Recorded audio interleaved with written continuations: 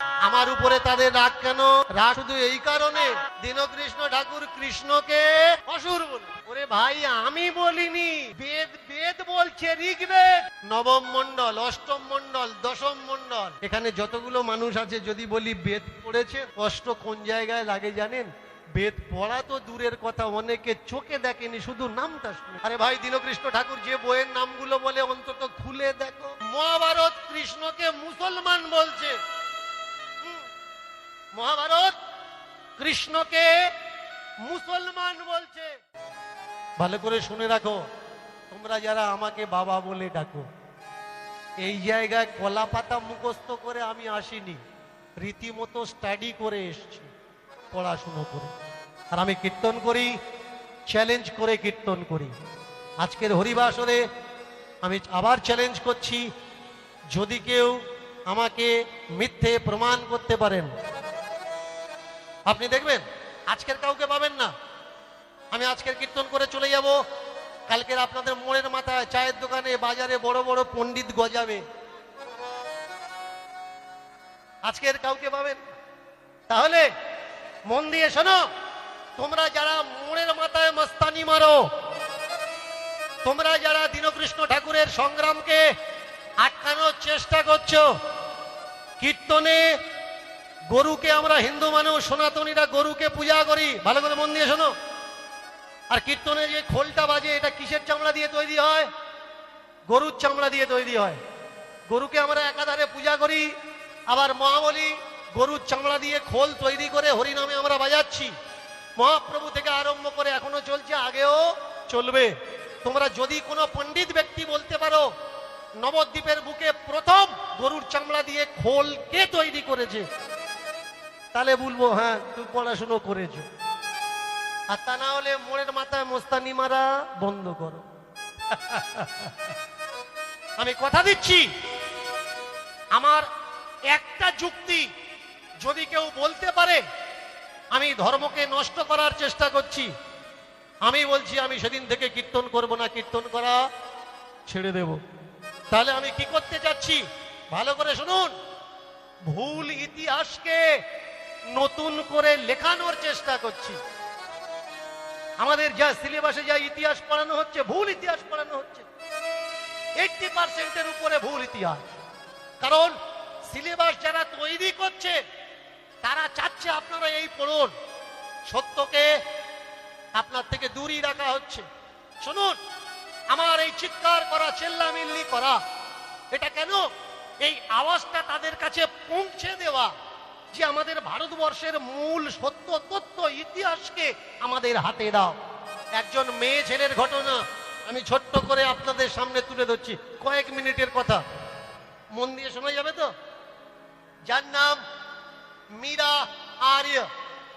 আপনারা ক্ষুদিরামের নাম শুনেছেন, সুভাষের নাম শুনেছেন, মাতঙ্গিনী হাজরার নাম শুনেছেন। বলুন তো, মীরা আর্য মানে যাকে আর্য বলা হয়, মীরা আর্যর নাম কখনো শুনেছেন কি মায়েরা? মীরা আর্যর নাম শুনেছেন? শোনেননি? যদি কোনো হিস্ট্রি স্টুডেন্ট এখানে বা টিচার থেকে থাকেন, শুনেছেন? শোনেন? কে এই মীরা? ভালো করে মন দিয়ে শুনুন। এই মীরা নেতাজি সুভাষের একজন নেত্রী ছিলেন। বিবাহ হয়েছিল ইংরেজদের খুপিয়া বিভাগের একজন বড় উচ্চপদস্থ অফিসারের সঙ্গে। কিন্তু ভাই স্বাধীনতা আন্দোলনের একজন সৈনিক ছিল। ভাইয়ের সঙ্গে পরামর্শ করে এই মীরা আর্য ইনি স্বাধীনতা সংগ্রামে অংশগ্রহণ করেন।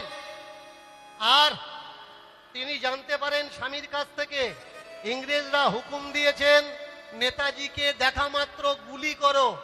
এই মীরা আচার্য আর্য ইনি কি করলেন? নিজের হাতে স্বামীকে হত্যা করলেন। কেন? নেতাজিকে বাঁচানোর জন্য। হত্যা করার পরে তিনি অ্যারেস্ট হলেন, তাকে পাঠানো হলো কালা পানিতে। ওই কালা পানির জেলে হাতে ছিল তার বেড়ি, পায়ে ছিল তার বেড়ি। ইচ্ছা করে বেড়ি কাটতে গিয়ে হাতের হাড়, মাংস আর চামড়া ছাড়িয়ে নেওয়া হচ্ছিল। মীরা বলছিল আপনি দেখে দেখে আমার হাতে কেন আঘাত করছেন? যে কাটছিল সে বলে উঠল, আমার ইচ্ছা আমি তোমাকে মেরেও দিতে পারি, কেউ কিচ্ছু করতে পারবে না। পায়ের বেড়িটা কাটতে গিয়ে দুটো পায়ের হাড় জোর করে হাতুড়ি মেরে তার ভেঙে দেওয়া হলো। ইংরেজদের অফিসার কারাগারে এসে জিজ্ঞাসা করছে, নেতাজি কোথায়? বাঁদিকের হাতটা দিয়ে বললেন, নেতাজি আমার দিলের মধ্যে। ভালো করে কথাগুলো মন দিয়ে শুনবেন।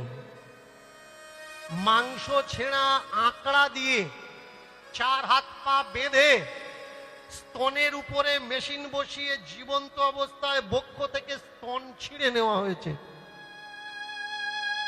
তবু তিনি একবারও বলেননি নেতাজি কোথায় আছে। নাম কি? মীরা আরিয়া। এদের নামগুলো যখন ইতিহাসে আসেনি, আমি দীনকৃষ্ণ ঠাকুর আমি কি করেছি জানেন? এই মাটির নিচে মিশিয়ে দেওয়া ইতিহাসগুলোকে টেনে টেনে বের করে বিভিন্ন রাজ্যের ইউটিউবারকে দিয়ে আমি ইন্টারনেটে আপলোড করাচ্ছি, যাতে সাধারণ মানুষ এদের কথা জানতে পারে। এই মীরা আরিয়ের কথা সামনে আসলো কোন সময়? যখন দেশ স্বাধীন হলো 1947 সালে। তারপরে কালাপানির জেল থেকে যতগুলো কয়েদি ছিল তাদেরকে ছুটি দেওয়া হলো। ওখান থেকে মুক্ত হয়ে চলে আসলেন ভারতবর্ষে নদীর এপারে। তিনি কেরলাতে ফুলের দোকান করে শেষ জীবনটা কাটিয়ে দিয়েছেন। আমাদের রাজ্যের সরকার, দেশের সরকার যখন জানতে পারলেন ইনি মীরা আরিয়া, ওনাকে পদক উপহার দেওয়ার জন্য আমন্ত্রণ জানালেন। উনি নেননি। যে আমার স্বাধীনতা দরকার ছিল সেটা পাওয়া হয়ে গেছে, পদক আমার দরকার নেই। তিনি অস্বীকার করলেন যেতে। পরে হলো কি, তিনি মরে যাওয়ার পরে তার যে বাসভূমি সেটা ভেস্টেড ল্যান্ড বলে সরকার তার বাড়িটাও ভেঙে দিয়েছে। এ হচ্ছে আমার দেশের ইতিহাস। আমি কি করতে চাচ্ছি, যারা আমার দেশের জন্য কাজ করেছে তাদেরকে জানাতে চাচ্ছি। যারা আপনাদের অধিকার ছিনিয়ে নিয়েছে, আপনাদের অধিকারকে পুনঃ আমি ফিরিয়ে দিতে চাচ্ছি। জানেন কেন নিমাই মার খেয়েছিল? জানেন কেন নিত্যানন্দ ঠাকুর মার খেয়েছিল? যতবার আমার সমাজের মানুষ আমার সমাজের মঙ্গল করার জন্য চেষ্টা করেছে, আমার সমাজের মানুষ তাদেরকে অপমান আর অপদস্থ করে। কারণ সমাজের ভালোর জন্য আপনি কিছু বলতে পারবেন না। গ্রামে যদি একটা রোড স্যাংশন হয় 10 ফুটের, আর সেটা যদি 8 ফুট হয়, আপনি যদি কাগজপাতি দেখতে জানেন আর বলেন 10 ফুট হওয়ার কথা 8 ফুট হচ্ছে কেন, 1 ফুট থিকনেস হওয়ার কথা 6 ইঞ্চি হচ্ছে কেন, ওই পার্টির লোক আপনার বলে দেবে তুই মস্তানি মারতে এসেছিস। কারণ দেশের মঙ্গল আপনি করতে পারবেন না। এই যেসব মানুষগুলো গ্রামে গ্রামে ফুটানি মারছে, এরা শাস্ত্রের সটুকুও জানে না। আমার উপরে তাদের রাগ কেন?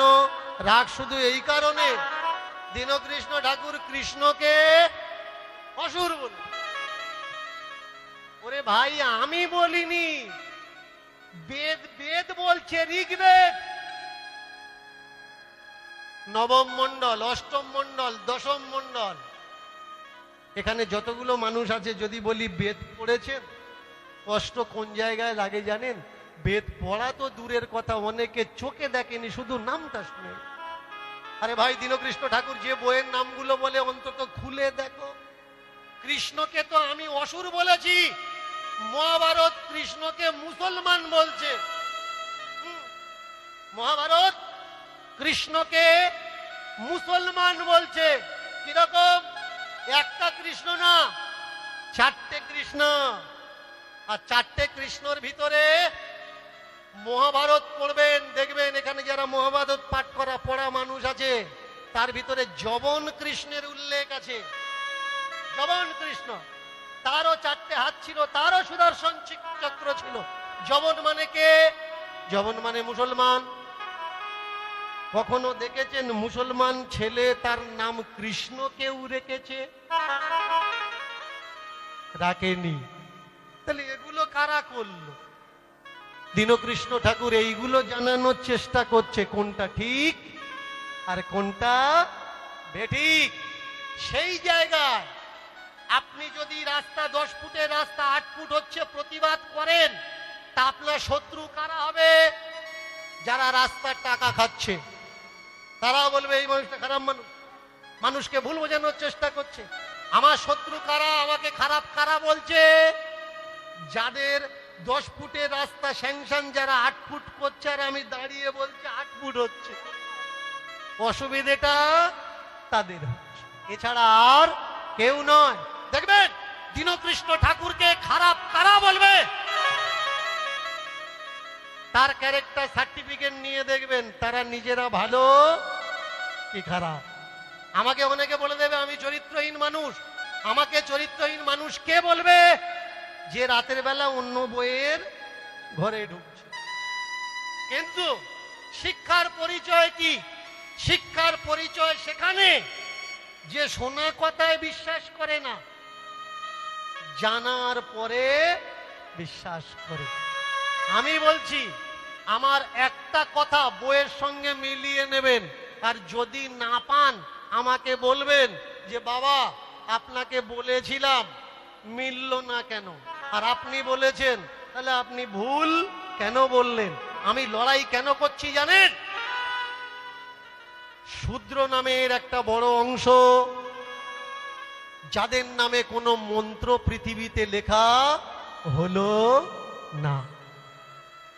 আপনি জানেন যে আপনি 8 ঘন্টা 10 ঘন্টা ব্রাহ্মণদের এনে পূজা করাচ্ছেন, কিন্তু আপনার নামে কোনো মন্ত্র নেই। আপনি মনে করছেন আপনার বাড়িতে দাঁড়িয়ে আপনি পুজো করছেন আর ওই পুজোতে আপনার মঙ্গল হবে। ভাই, আপনার জন্য যদি কোনো মন্ত্র না থাকলো তাহলে আপনার মঙ্গল হবে কি করে? দীনকৃষ্ণ ঠাকুর চেল্লাচ্ছে কেন? যে আপনার জন্য মন্ত্র তৈরি করা হোক। পুজো যে করছে তার নামে কেন মন্ত্র থাকবে না? পিছনে চলে গেছে জন্মাষ্টমী, আজকের রাধাষ্টমীর দ্বিতীয় দিন। রাধাষ্টমী করেছেন, রাধাষ্টমী বার করেছেন, পূজাও করেছেন, সারা রাত পূজা হয়। বলুন রাধার নামে কটা মন্ত্র আছে? দেখাতে পারবেন বই খুলে রাধার নামে কটা মন্ত্র আছে? হচ্ছে কি রাধা অষ্টমী, পূজা কার হচ্ছে? রাধা। কিন্তু রাধার নামে শুধুমাত্র 1 থেকে 5 পর্যন্ত মন্ত্র, এছাড়া আর মন্ত্র নেই। আমাদের ধর্মগ্রন্থ, মূল ধর্মগ্রন্থ স্মৃতি আর শ্রুতি, তার ভিতরে বেদ, একটা করে বেদের 4টে করে ভাগ, 4 4 16টা ভাগ আছে। এই বেদের মূল বেদ হচ্ছে ঋগ্বেদ। ভালো করে শুনুন, ঋগ্বেদের যতগুলো দেবতা আছে, একটা দেবতার মন্দির কিন্তু নেই, একটা দেবতার মূর্তি কিন্তু নেই। যেমন ইন্দ্র, দেখাতে পারবেন? গোটা ভারতবর্ষে ইন্দ্রের মন্দির বা ইন্দ্রের পূজা হয়, ইন্দ্রের মূর্তি কোথাও আছে? নেই। শুধু তাই নয়, ব্রহ্মা, দেখাতে পারবেন? ব্রহ্মার মূর্তি আছে আর ব্রহ্মার পূজা হয়।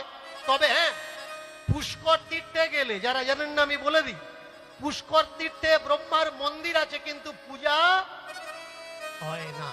কেন? বেদে নিষিদ্ধ আছে, মূর্তি পূজা নিষেধ।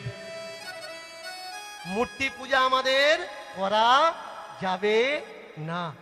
ঈশ্বরের কোনো মূর্তি নেই, ঈশ্বর নিরাকার, ঈশ্বর শব্দকার, ঈশ্বর ভূতাকার, ঈশ্বর প্রকৃতিস্থ রূপ। ঈশ্বরের কোনো মূর্তি প্রতিমা নেই। তাহলে আমরা যারা আজকের মূর্তি পূজা করছি, করা উচিত কি করা উচিত নয়, এই জায়গায় যদি আমি তুলে ধরি কিছু বিষয়, তাহলে যারা মূর্তি পূজা করে ওদের তো আঘাত লাগবেই লাগবে। আজকের আমাদের জীবনে এমন একটা সমস্যা এসছে, বলুন তো, যে মেয়েটা হত্যা হলো তার বিচার হওয়ার দরকার না দুর্গা পূজা হওয়ার দরকার? কোথায় দাঁড়িয়ে আছি আমরা?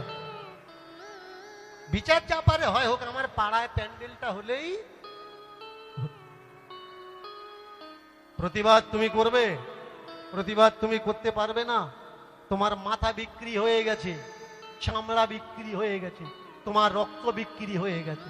যেখানে একদল মানুষ প্রতিবাদ করছে, কেউ কেউ ধান্দায় করছে, আবার কেউ কেউ দেশের জন্য করছে, সেখানে আর একদল মানুষ চুপ আছে, তারা কথা বলছেন। কেন বলছে না? কথা এই জন্যে বলছেন না, ওরা এই দেশের বুদ্ধিজীবী। ভালো করে মন দিয়ে শুনুন, ওরা এই দেশের বুদ্ধিজীবী। সেদিনও বুদ্ধিজীবী ছিল, আজও বুদ্ধিজীবী আছে, আগামীতেও বুদ্ধিজীবী থাকবে। যেদিন কুরুক্ষেত্রের ময়দানের ঘটনা ঘটার আগে রাজসভায় বসে দ্রৌপদীর কাপড় টেনে উলঙ্গ করে দেওয়া হলো, সেদিনও রাজসভায় বুদ্ধিজীবীরা ছিল। পিতামহ ভীষ্ম, অন্ধ ধৃতরাষ্ট্র, দ্রোণাচার্য, কৃপাচার্য, ওরাও সেদিন নির্বাক হয়ে মাথা হেঁট করে চুপ ছিল, কারণ ওরা বুদ্ধিজীবী। আজও কিছু শিক্ষিত সমাজ তারা মাথা নিচু করে চুপ করে আছে। কেন? এরাও বুদ্ধিজীবী। সত্যকে কে বলবে? সত্যকে বলার মানুষ নেই।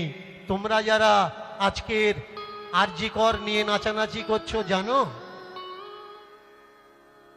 16 তারিখ 17 তারিখ আজকাল পত্রিকাটা দেখে নাও, এবছরের 15 তারিখে পতাকা উত্তোলন হলো, প্যারেডে বাড়ির বউকে উলঙ্গ করে প্যারেড করানো হলো।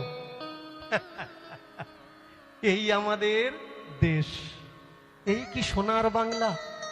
যেখানে মানুষগুলো পশুর ন্যায় হচ্ছে হ্যাংলা, যেখানে নারী মূর্তি পূজা করার বদলে শ্লীলতা করছে হারণ। একা নয়, শুধু তারা দলে দলে। এই কি আমার সোনার বাংলা? এই কি এমন হওয়ার রূপ?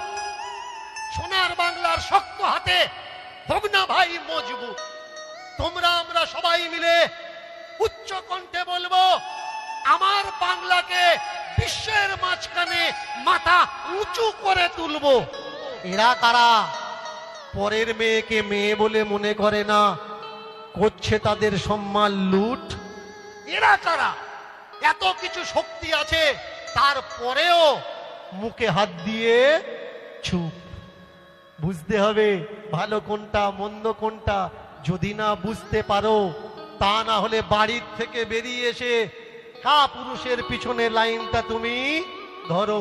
সত্যি কথা বললে তুমি দোষী হবে বারংবার, সে দোষ আমি মাথায় নেব, কোনো ভয় নেই আমার। গর্জাবো, অহংকার করব, সত্য আমি বলবো। 1000 বার না হয় একবার তো মরবো। 1,00,000 বার মরার থেকে এক মৃত্যুতে মৃত্যু ভালো। তা না হলে নপুংসক হিজড়ের মতো, ওদের মতো বাড়িতে বসে বসে চুপ করে শুধু টিভি নিউজ দেখো আর আলোচনাটা, এছাড়া করার আমাদের আর কিচ্ছু নেই। ভালো একটা গল্প মনে পড়ে গেছে, বলবো? যদি বলেন অনুমতি দেন বলি। 2 স্বামী স্ত্রী, আস্তে আস্তে, 2 স্বামী স্ত্রী বাড়িতে জামাই এসেছে। জামাই জামাই আর একটা মোরগ কিনে এনেছে জামাইকে খাওয়াবে বলে। তা মোরগটা দেখে বাড়ির শাশুড়ির বড় লোভ হয়েছে যে মোরগটা পুষি, এত সুন্দর দেখতে মোরগটা খাইয়ে দেবো। এই দেখো, তুমি একটা ব্রয়লার কিনে নিয়ে এসো আর মোরগটা রেখে দাও। শ্বশুর মশাই তাই করলো, একটা ব্রয়লার কিনে এনেছে আর মোরগটা বাড়িতে রেখে দিয়েছে।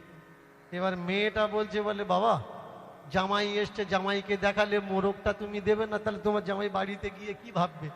যে আনবো খাওয়াবো বলে আনলো আর আমাকে খাওয়ালো না। ব্যাস, যেই কাটতে যায় বউ বাধা হয়ে দাঁড়ায়। মোরগ মনে মনে ভাবছে, তাহলে আজ না হোক কালে আমার শিওর দেবে। জামাই যে কদিন আছে স্টে করছে সেই কদিন আছি, বাকি যেদিন জামাই যাবে হয় সেদিন, তা না হলে তার আগের দিন আমার কন্ডিশন খুব খারাপ। কানের ধারে মোরকে শুনিয়ে শুনিয়ে বাড়ির শ্বশুর মশাই বলছে, মানে জামাইয়ের শ্বশুর মশাই বলছে, কিনে এনেছে, বলছে এই মোরগটা রাখতে পারি। বউকে বলছে মোরগটা রাখতে পারি, মোরগ যদি ডাক না দেয়, ভোরের বেলা মোরগ ডাকে না, ভোর হওয়ার সঙ্গে সঙ্গে বলে মোরগকে আমি কাটবো না, রাখতে পারি, মোরগ যদি ডাক না দেয়। ব্যাস, মোরগ দেখলো যদি ডাক বন্ধ হয়ে যায় বেঁচে তো যাব। তার পরের দিন ভোরবেলা থেকে আর ডাকছে না, ডাক বন্ধ দিয়েছে। বাড়ির মালিক গিয়ে দেখে কি হলো, ডাক বন্ধ হলো কেন? বাঁচার জন্য আমরা কে কে কি কি না করি বলো। আজকে ডাক বন্ধ দিয়ে, কিন্তু ওই যে বাঁক নেওয়া, ঘাড় উঁচু করে যে ডাকে, ডাকছে না ঠিক কথা, কিন্তু ঘাড় উঁচু করে একটা বাঁক নিচ্ছে। বাড়ির মালিক দেখে বললে, যদি ডাক আর বাঁক বন্ধ হয় তাহলে আমি রাখবো, না হলে মোরগটা আমি কাটবো। মোরগ দেখলে ডাক তো বন্ধ করেছি, যদি বাঁকটা বন্ধ করলে জীবন বেঁচে যায়, বাঁক নেওয়া বন্ধ করে দেবো। তারপরের দিন ডাকও বন্ধ, বাঁকও বন্ধ। বাড়ির মালিক চিন্তা করছে সব ডাকও বন্ধ, বাঁকও বন্ধ, পরিস্থিতি কি?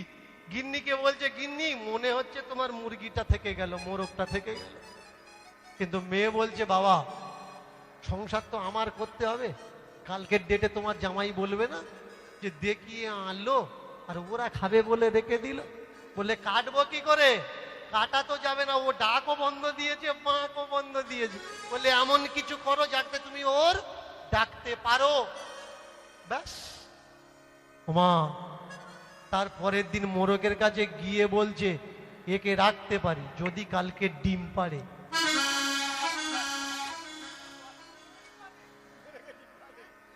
মোরগ চিন্তা করছে, বাঁক বন্ধ করে দিয়েছি, ডাক বন্ধ করে দিয়েছি, ডিম পাড়বো কি করে?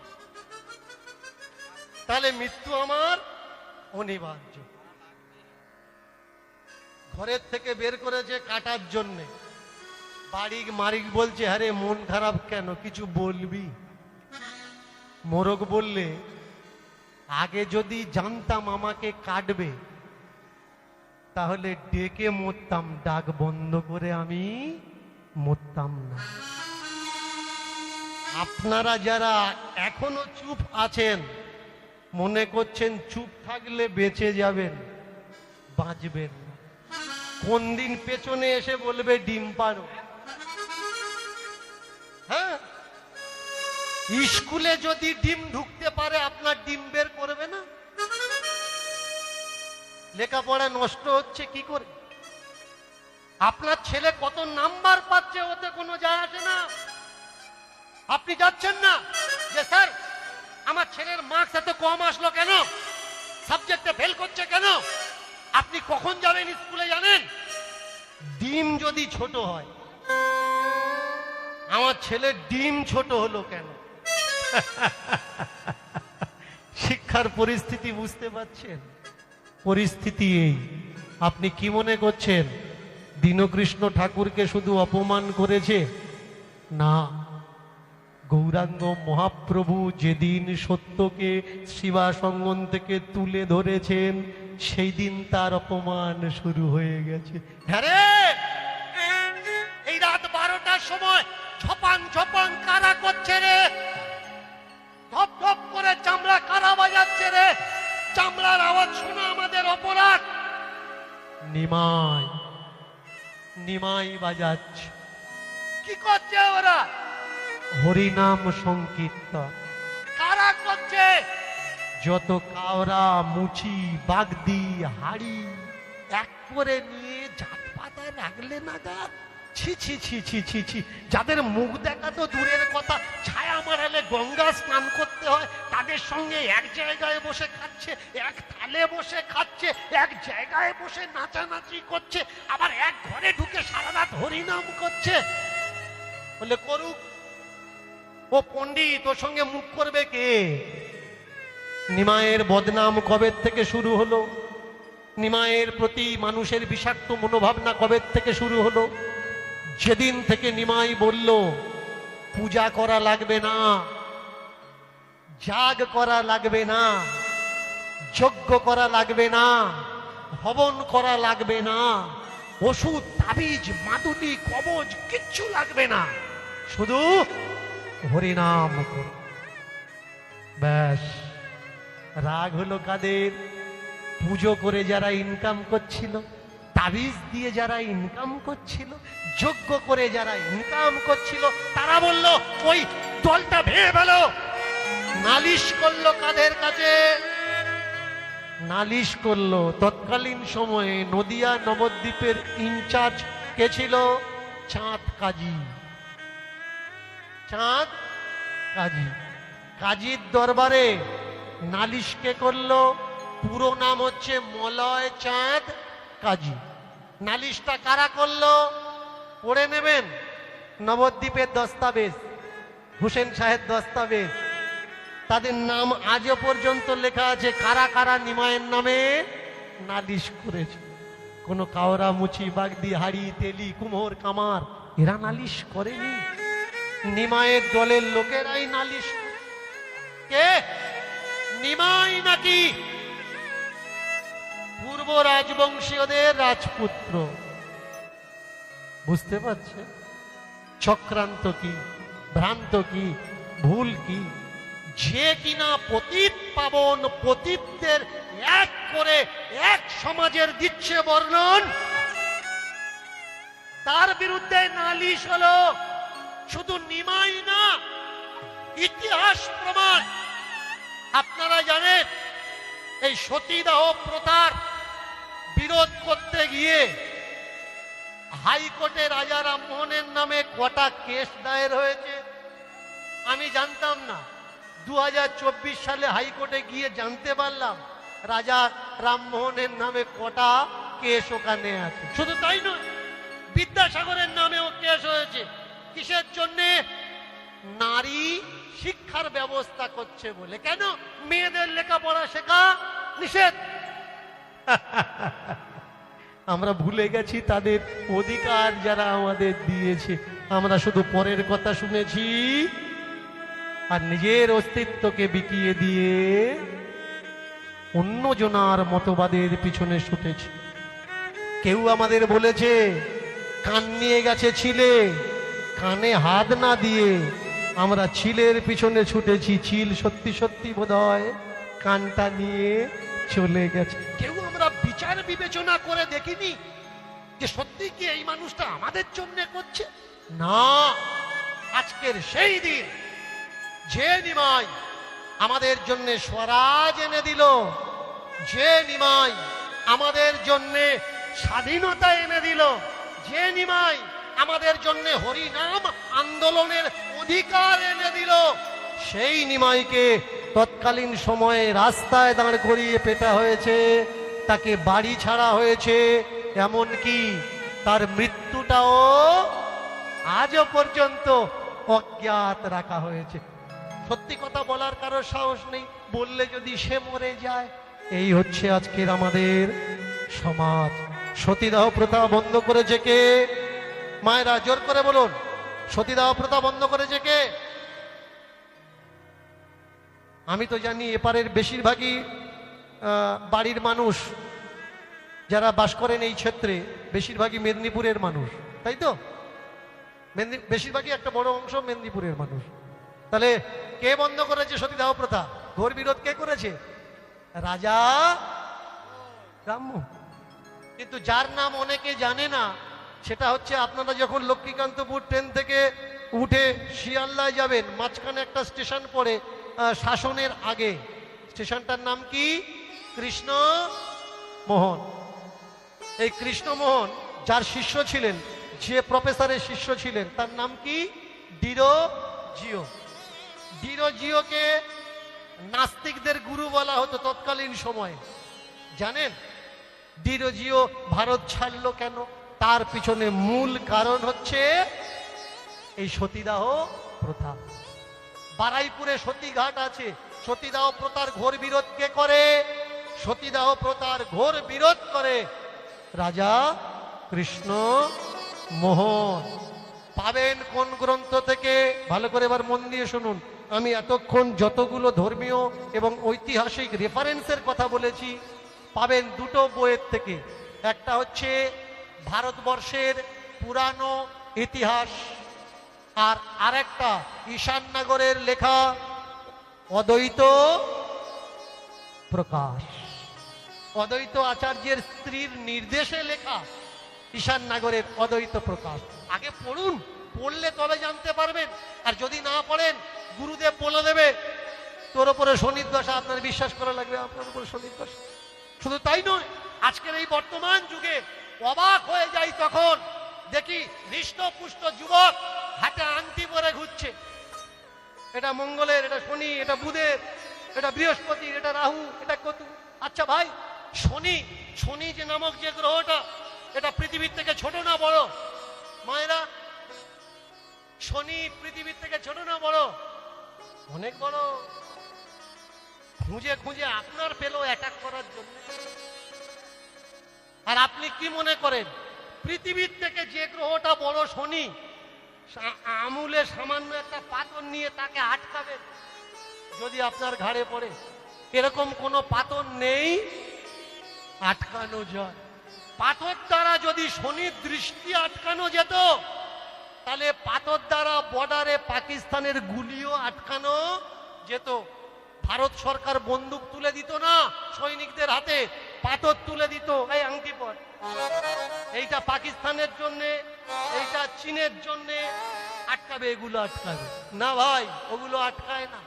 এই ধুন্দলি ধান্দা, অসংস্কার, কুসংস্কার, এগুলোর বিরুদ্ধাচারণ করলেন কে? আমার মহাপ্রভু। দেখাতে পারবেন না? মহাপ্রভুর পথ যারা অবলম্বন করছে তারা মহাপ্রভু ছাড়া অন্য আর কাউকে স্বীকার করে। শুধু তাই নয়, এদের ভিতরে একটা প্রচলন আছে, অন্য দেবদেবীর পূজার প্রসাদ এরা খায় না। কেন? বলে দেবে গুরুদেব মানা করেছে, কিন্তু বিষয়টা কি জানে না। বিষয়টা কি? মহাপ্রভু জানিয়েছেন আমাদের সত্য, আর সেই মহাপ্রভু চলে যাওয়ার পরে এই সমাজে চলে এসছে আবার মিথ্যা। আলো আছে তাই আলো আছে, এই আলোটা চলে যাওয়ার পরে এখানে কি আসবে? অন্ধকার আসবে। আলোর পিছনে পিছনে অন্ধকার।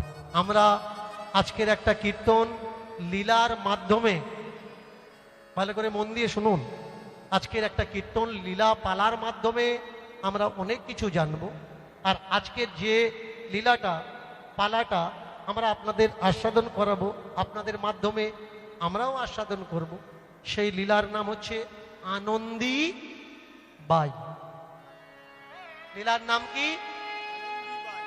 আনন্দী বাই। মায়েরা মন দিয়ে শুনবেন, কে আনন্দী বাই আর কেন বা তার জীবনী আজকের আমরা আস্বাদন করব। বৃন্দাবন কারা কারা গেছেন বলুন? মায়ের একটা হাত তুলবেন। বৃন্দাবন কারা কারা গেছেন? গেছেন? দাউজি মন্দির দেখেছেন? দাউজি মানে বলরাম জিউর মন্দির। বলরাম জিউর মন্দিরের পাশে হচ্ছে মা আনন্দীবাইয়ের আশ্রম। আর এই আনন্দীবাইয়ের আশ্রমে রাধা আনন্দ বল্লভজির মূর্তি পূজা। ভালো করে মন দিয়ে শুনবেন যে এই পালাটা আজকের আমি আপনাদেরকে কেন শোনাচ্ছি।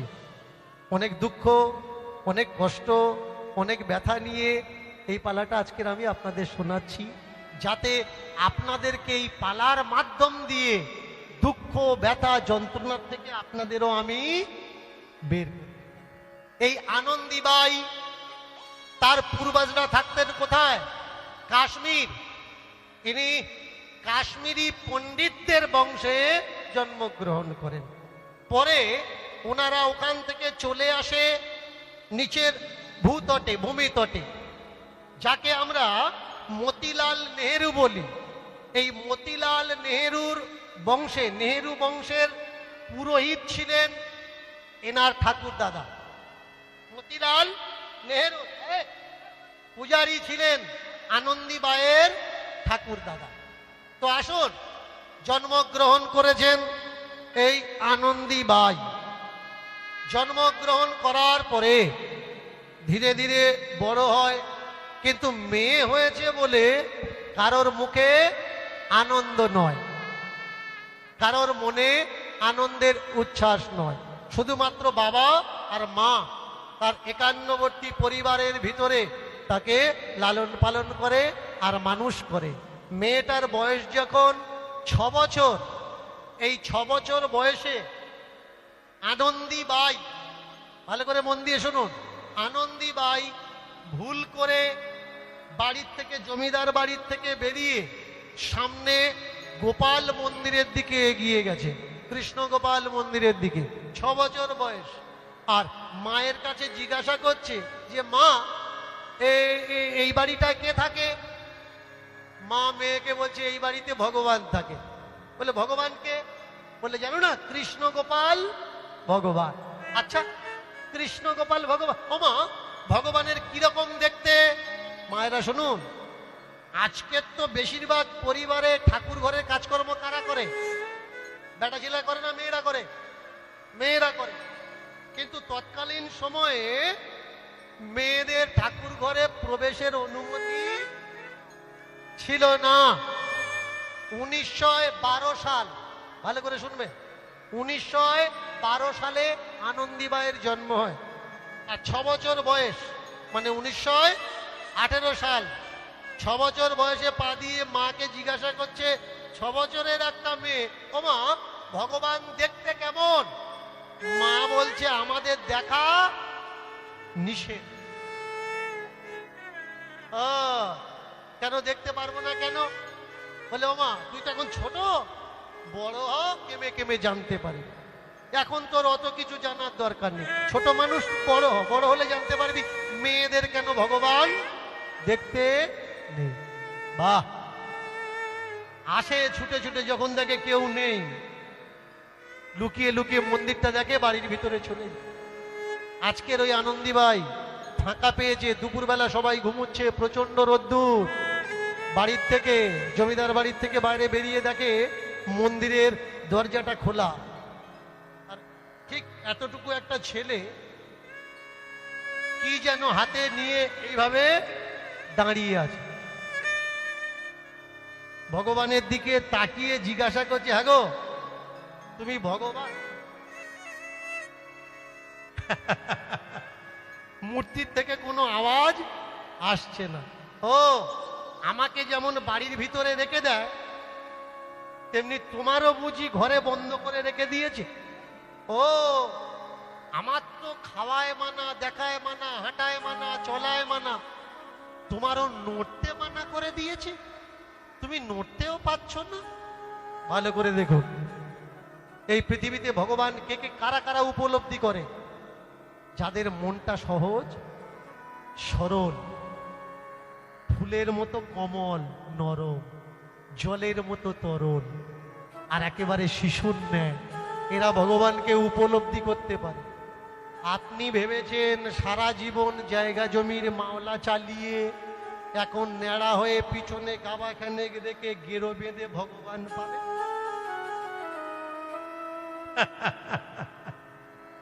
উপলব্ধি করতে গেলে যে কোনো বয়স হয় হোক, শিশু হও, শিশুর মতো সহজ হতে হবে, সরল হতে হবে, তবে তুমি ভগবানকে পাবে। এই ভগবানকে পাওয়ার জন্য ভগবানের দালালরা মানুষের শেখায় মাংস খাওয়া যাবে না, তাহলে তুমি ভগবানকে পাবে না। পেঁয়াজ খাওয়া যাবে না, তাহলে তুমি ভগবানকে পাবে না। রসুন খাওয়া যাবে না, তাহলে তুমি ভগবানকে একেবারে নিয়ম ফর্দ বানিয়ে দিয়ে, যে অসুস্থ রুগী এই খাবে না, ওই খাবে না, তাই খাবে। আরে ভাই, ও মানুষ না রুগী? ও মানুষ। ভগবান পাওয়ার জন্য বা অনুভবের জন্য এরকম কোন নিয়ম, খাদ্যের সঙ্গে অনুভব অনুভূতির কোনো নিয়ম নেই। খাদ্য আলাদা, শরীরকে পৌষ্টিক দেয়, পুষ্টি করে, বল ক্ষমতা দেয়, আর চিন্তা মানুষকে পরিবর্তন করে। অনেকে বলে নিরামিষ খেলে নাকি মনে হিংসা আসে না। কেমন? আমি তো মনে করি পৃথিবীতে যারা নিরামিষ খায় তাদের মতো হিংস্র প্রাণী পৃথিবীতে আর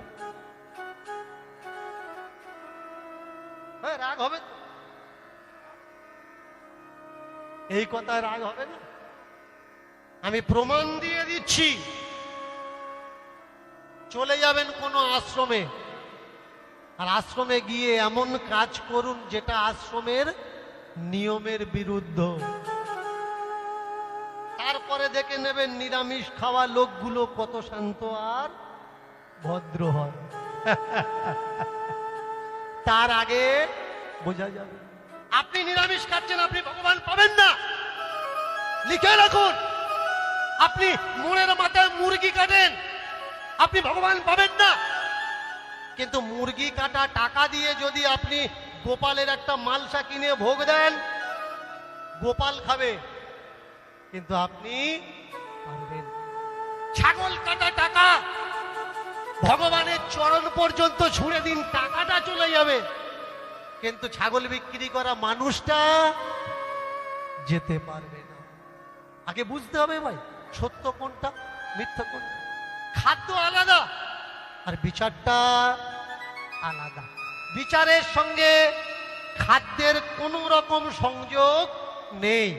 যে ভালো সে যা খাক সে ভালো হবে, আর যে খারাপ তাকে যা খেতে দাও ও খারাপ, ও জীবনে সারবে না যতদিন সে না ভালো হওয়ার চেষ্টা। ভগবানকে দরজার থেকে তাকে দেখো, তোমার নড়তে মানা করে দিয়েছে তাই তুমি নড়ছো না। আচ্ছা, আমার মা বলে আমি মেয়ে ছেলে, তাই মেয়েদের অনেক নিয়ম আছে। এবার আমি তোমার জিজ্ঞেস করছি, ওগো বলো ভগবান, বলো ভগবান, তুমি কন্যা নাকি পুত্র সন্তান? বলো ভগবান, বলো ভগবান, তুমি কন্যা নাকি পুত্র সন্তান? বলো ভগবান, বলো ভগবান, তুমি কন্যা নাকি পুত্র সন্তান? বলো ভগবান, বলো ভগবান, তুমি কন্যা নাকি পুত্র সন্তান? তুমি বুঝি মেয়ে ছেলে তাই ঘরে দরজা দিলে? তুমি বুঝি মেয়ে ছেলে তাই ঘরে দরজা দিলে? তুমি বুঝি মেয়ে ছেলে তাই ঘরে দরজা দিলে?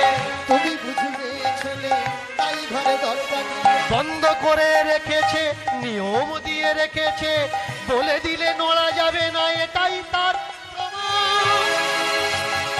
বলো ভগবান, বলো ভগবান, পুত্র নাকি তুমি কন্যা সন্তান? বলো ভগবান, বলো ভগবান, মেয়ে নাকি তুমি পুত্র সন্তান?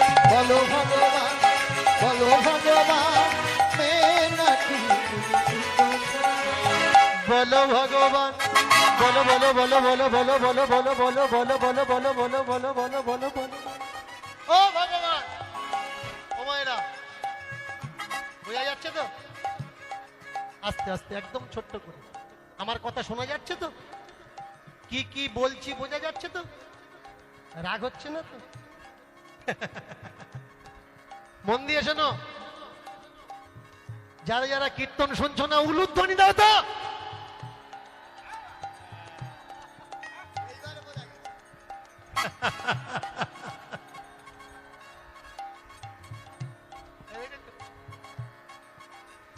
এই হচ্ছে দেশের পরিস্থিতি। এখনো দিয়ে যাচ্ছে। ও শিখেছে 5 বার না দিলে থামবো না। সে ভুল জায়গায় পড়ে পড়ুক, ঠিক জায়গায় পড়ে পড়ুক, আগে তো জানতে হবে কোন জায়গায় দেওয়ার দরকার। বাবারা একটু মন দিয়ে, কেমন এতক্ষণ কীর্তন হচ্ছে শোনা যাচ্ছে তো? যারা শুনছো না, নিতাই গৌর হরি বল।